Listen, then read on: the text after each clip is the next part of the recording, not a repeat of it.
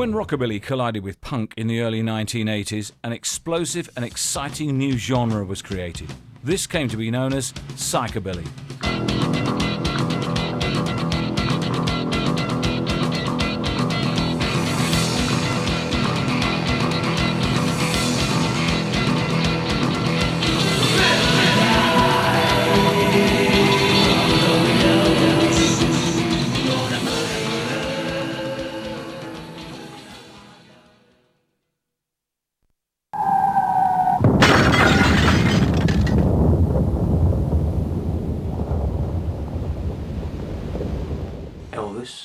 Elvis, Elvis and Elvis. Rockabilly. And Elvis and Elvis and Elvis. Clash. The Stray Cats. And Elvis.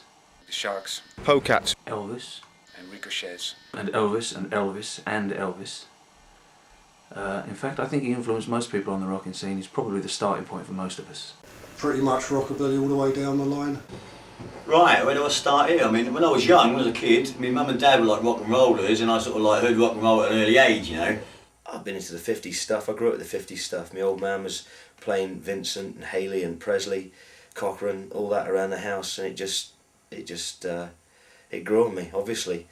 I'm a big Elvis fan, so that's the music I grew up with, but you also can hear a lot of old rockabilly back into a lot of our music.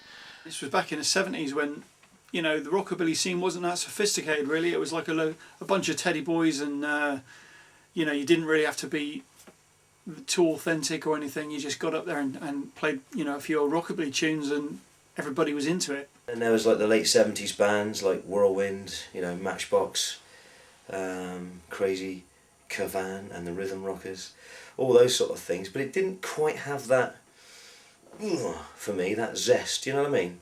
Towards the end of the 70s, getting on towards like maybe 1980 or so, bands like the Polecats, they really did it for me. You know, they were kind of like the new generation coming on, and they were like more exciting and more colourful, and they had suddenly, you know, a double bass and jumping around, and you know, just kind of putting a lot more into it. The Polecats were playing on Radio 1, and they dedicated Mary Celeste to the Meteors, said we're going to play a little spook tune. So I sort of investigated them, thought it sounded pretty good, and bought all the early stuff, loved it, tried to get in and see them in Exeter, but they wouldn't let me in because I was too little. And from there, it kind of got into the rockabilly, psychobilly, well, more the psychobilly scene at the time. Also, bands like Motorhead, Ramones, and old glam rock artists, they've all been of influence to us. I was watching Top of the Pops around Christmas, sort of 79, early 80, something like that, I think it was. And all of a sudden there's this fantastic video comes on called Runaway Boys by the Stray Cats, and I was sold. You know, the Polecats and stuff that had all been sort of building up, and then my old band was playing on one of these weekenders or all dayers or whatever it was, in a huge place called Southampton Guildhall down in Southampton on the south coast. And this guy Nick Hearnshaw had a company called Eagle Promotions, and he used to put on some really big good gigs. So we were playing down there one day, and in between bands, the DJ played what I didn't know what it was at the time, and he played this record, and I mean, to be honest with you, most people hated it, and the dance floor just emptied. I first became aware of the psychobilly as a music type in the very early 80s. A friend of mine talked me into going to a gig at a place called the Paddocks in Northampton, and the Polecats and the Blue Cat Trio were on the bill that night, and we saw advertised about a fortnight later a band called the Meteors were playing, and I went along to see that and was kind of drawn into it from there. This huge dance floor just emptied, and there was just 2 or 3 of these kind of what I now know were early psychobillies, but at the time they just looked like rockabillys, and I thought it was a fight. I thought these 3 kids were fighting.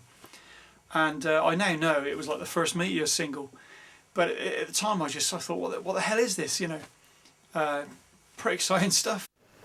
I personally would describe it more about its subject matter. It's obviously got a darker sort of science fiction horror kind of feel about it. I went straight up to the DJ and said, "Hey, well, what was that you just played?" And he showed me the 45. So I went straight the next day. That was on a Sunday, I think. I went out straight the next day and bought it. And then the early couple of Meteor singles I loved, and then the first album just blew me away. And that's when, Psychobilly, in my opinion, that's when Psychobilly really kicked in. The way I first got into Psychobilly was I was a little rockabilly, been into bands like the Jets, Stray Cats, Polecat, stuff like that. Guy came up to me and said, "You coming to see the Meteors tonight?" And also the early Psychobilly bands like the Sharks and Ricochets. Also the Deltas, the Restless, they were all great bands when the scene started. Those early Meteors records just flipped a lot of people out, and they converted a lot of like rockabillys into psychobillies. Went to see the Meteors at the Lyceum with the Cramps. Fucking hell, it's got to be 81, 82, something like that. Went there, totally blown away. Bought in heaven. Never looked back since. Been sort of like mad into psychobilly, tattooing, getting crazy, getting pissed. Ever since then, really, that's been it. It's also the tempo it's played at, the attitude, the aggressive attitude, and also what a lot of people miss is the sense of humour in the whole thing. I first came into contact, as it were, with Psychobilly when I was a DJ up at the Royalty Ballroom in Southgate in North London in the, very 79, 80, 81, round about that period. And we were just playing sort of rockabilly, but there were a lot of young kids in there.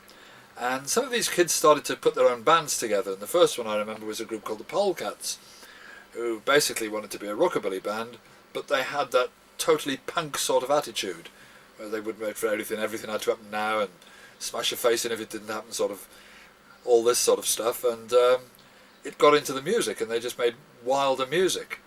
And that began to be a different kind of person appearing, with slightly sort of more warped rockabilly image, for want of a better term. And the band of the moment for them was the Meteors. We were basically fed up with all these polite groups that, were afraid to do anything which wasn't on a record, and the rock and roll scene at that time was really generic sounding. Any band could have been anyone else. There were one or two that were different, like Crazy Cab, knew a bit more about them, mainly because they wrote their own songs. But basically, rock and roll and rockabilly was being turned into a bit of a museum piece, with nobody prepared to actually, turn the guitar up a bit. And they just weren't listening to what the music actually sounded like. They were just doing this cleaned up version of rock and roll, and we thought that we should get back to the excitement of the original sounds, basically. First gig I tried to get into Psychobilly was the Meteors when they played in Exeter, and that was a classic lineup with Nigel Lewis and Mark Robinson, but they wouldn't let me in. I looked a bit young for my age in them days, couldn't get in. So the first proper gig I went to was a Rockabilly weekender. It was Parents' Hands in 1982. The Meteors emblazoned on the back of my jacket. Really got beat up by a load of middle-aged teddy boys, saying that they're probably younger than me now, but at the time, because they weren't too keen on us young upstarts, or cats as they called us. It just sort of happened. It was a gradual thing to start with. It wasn't, like a particularly, not like the punk scene that really crashed in real big and heavy and fast. Psychobilly wasn't like that, I don't think. It was a lot of young bands writing their own material, doing covers of modern music, and doing it in their own rockabilly stroke punk way, if you know what I mean. Anyway, the royalties sort of faded, and it was replaced by the Clubfoot as the sort of central hub of where things rocking were, and that really was the centre of Psychobilly. And it bands like, when the Meteors would come on, if you were downstairs you could see the floor moving. It would just go absolutely ape shit, that's the expression, isn't it? And bands like Schizo and people like that, there just seemed to be a huge outpouring of talent. And the truth of it was, most of these bands had sort of started off as kids in the rockabilly scene, and I think what it was, they'd got into rockabilly and punk had gone, but they still wanted to be punks, but they couldn't be punks, so you had this half of one thing and half of another, really, and it was very interesting and a lot of fun. The Stray Cats were certainly calling themselves punkabilly to start with, I remember that. But the first band to call themselves Psychobilly, I think, was the Cramps, and then other bands took it on. Restless certainly never did. We always considered ourselves to be a rock and roll band. Psychobilly was a word which was starting to be bandied around a bit, because a few years earlier, about 75, Johnny Cash had a hit with One Piece at a Time, where he mentions his car is called the Psychobilly Cadillac. So I thought that was a really good word, and also a couple of years later I read an interview with the Cramps where they describe themselves as a psychobilly band, and also it's a word that's being used for any rockabilly that might have been a bit off their head, you know, oh, that geezer's a right psychobilly. So that's pretty much how the word started to come into use. We use psychobilly as an escape from this life. This chip shop here is where we used to hang out. A lot of the songs on Overload, some of the lyrics are written about things that happened right there. That's where we used to do our fucking fighting. Yeah, the very first one we did was for an album on Alligator Records called Homegrown Rockabilly. And we did a country track called My Baby Loves Me, and another one which the title which escapes me at the minute, which was a straightforward rockabilly track, which we sort of basically sort of smoothed out our sound just so we could like be on a record, because at that time we didn't know that, you know, if we were gonna be able to record again, so we thought, well, we'll do it just for this record. But then we got picked up by Ace Records, and they put us into a warehouse, and we just recorded onto a 2-track tape recorder with one microphone in the middle of the room. Yeah, and just kept it really basic, which is probably another thing psychobilly should be, is really basic, you know, just go for it, you know, never mind about getting everything perfect in multi-track studios, you know, just go for it. That was our early stuff, and Radioactive Kid and Graveyard Stomp we recorded in a disused cinema just to get the natural echoes, which is probably the most successful record in terms of sound quality we ever made, actually. There was a school teacher in the music rooms called Mr. Clark. A long time ago. He's dead now, bless him, but he caught us rehearsing as the new Shaking Quiffs one lunchtime in the school music rooms, and they just had a budget given to them to put a 4-track recording studio in the music room, and within a month we were recording our demo. Basically, sent it off to Nervous Records. I think there was 4 or 5 tracks on it, and we did a lot of photos with a Polaroid and stuck them all in an album. Tried to make it look as professional as possible, and sent it off. And yeah, we were asked to play 2 tracks up in London at Pathway Studios for the new Nervous compilation, Stacker Records. So yeah, and that was our introduction to Mr. Roy Williams, long time ago. If someone had said to me 20 years ago that, you know, in 2006 or whatever, you're going to be still doing music and psychobilly will, or neo-rockabilly or whatever you want to call it, will still be popular, and, you know, you'll be doing this or that as a result of being in the Sharks, I mean, I just would have laughed in their face, because we had no game plan, no strategy whatsoever. We just went in, played some songs. Roy Williams, bless him, was paying for it. Yeah, Roy. Yeah, they broke the mould before they made Roy Williams, I think. Roy Williams, there's a boy. And if anybody's made a real success of themselves on this scene, then I'd say it's Roy Williams. And all power to him, good luck to him. He's a nice guy, and yeah, I've had a lot of fun with Roy over the years, and he deserves his success, and he's made more money than me, and he can't sing or play a note. That's always the way, isn't it? He's the Simon Cowell of the rocking scene. He'd love to hear that, I think. Actually, Roy is the salt of the earth. He gave us our first deal, really. Well, actually, Howard from Rockabilly gave us our first record deal, if you could call it a fucking deal. We released a single for him, like, and it was his best-selling single, actually. I don't know if that's much to brag about, I'm not quite sure. But anyway, on the strength of that, and on the strength of great shows at the Club Foot, Roy Williams from Nervous Records decided to invest some money in the FF and record A Nightmare on Nervous.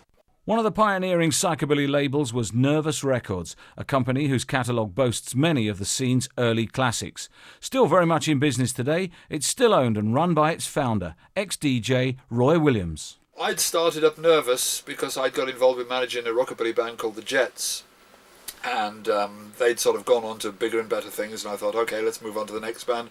And that's when I got involved with the Polecats, and because nobody would put out a Polecats record, I thought, well, I'll do it myself. And we put out the first Polecats 45, which was Rockabilly Guy, and that was 1979.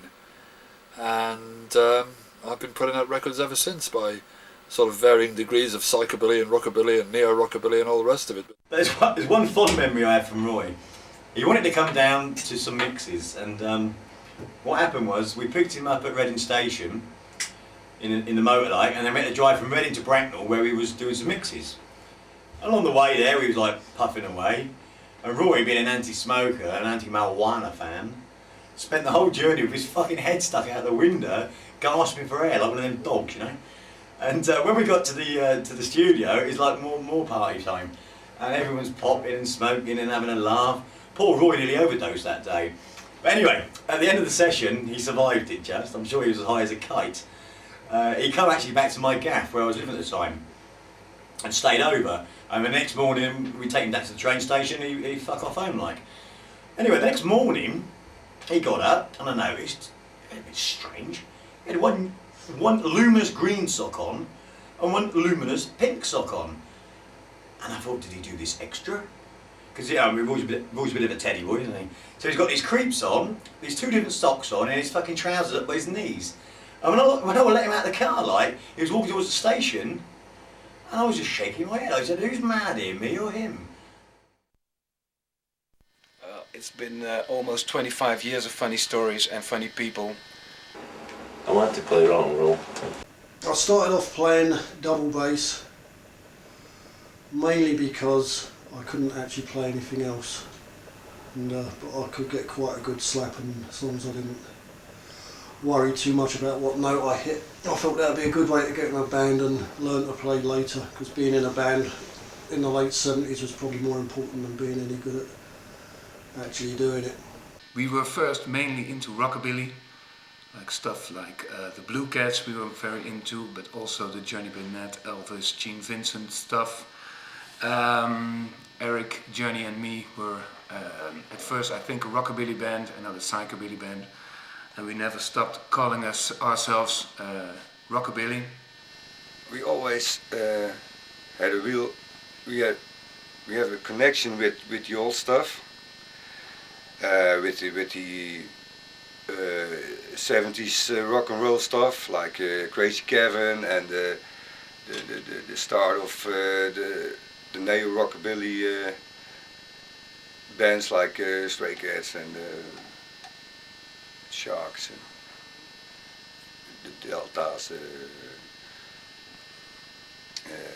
Restless. Well, back in the early 80s when we first started, it was quite difficult for us because we were so young anyway. We were like 16, 17 years of age, and we were out there on the scene playing with all these old rockers like Crazy Kevin and Flying Saucers, who were big influences and we still love today, believe it or not. And you know, we were supporting these bands like the Rockin' Shades and stuff, and people going out to see them and didn't really necessarily come to see us, cocky little rockabillys who were writing their own songs and stuff, and it was hard for them to swallow to start with, it really was. And it was only when the youth really started creeping in the early 80s, because they realised there was something happening, that it started picking up for us as well. When you were growing up and you were young, there was bands like Shawaddy Waddy playing rock and roll music that I liked. In Greece.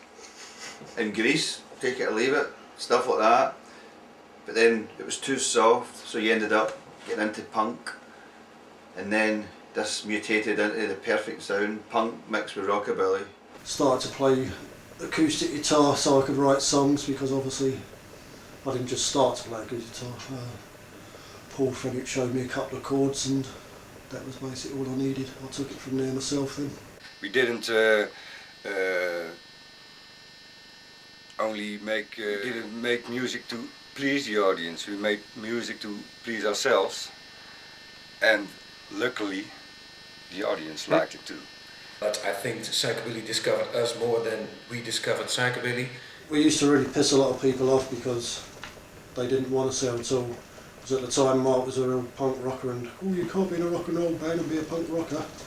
All that sort of attitude. So actually we found it a bit harder to get gigs without sort of being asked not to come back again.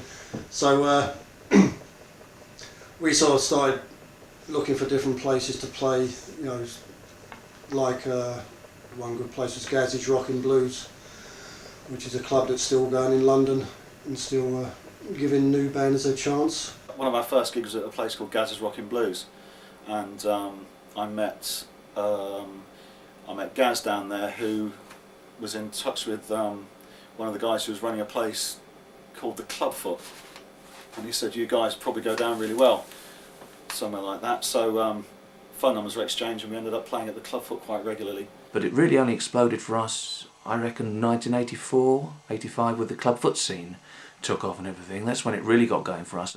Yeah, I mean, also sort of play places like the Blitz. That was really funny because all these new romantics got a little bit scared of us and called the police because we were frightening them with our loud music.